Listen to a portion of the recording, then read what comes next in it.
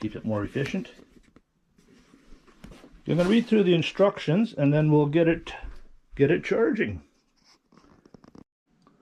See a little note on the divider itself. When divider is removed, the dual zone panel will be deactivated. Yeah, obviously, because it'll be one big zone rather than two dual zones.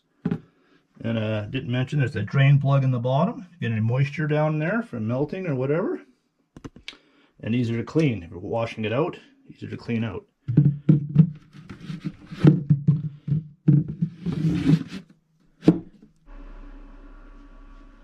Okay, got it plugged into the 12-volt cigarette lighter to my Blue Eddy Elite 200. It's only drawn 32 watt, so that's pretty darn good. Battery's full at max. Let's see here, different compartments: 60 Fahrenheit, 65.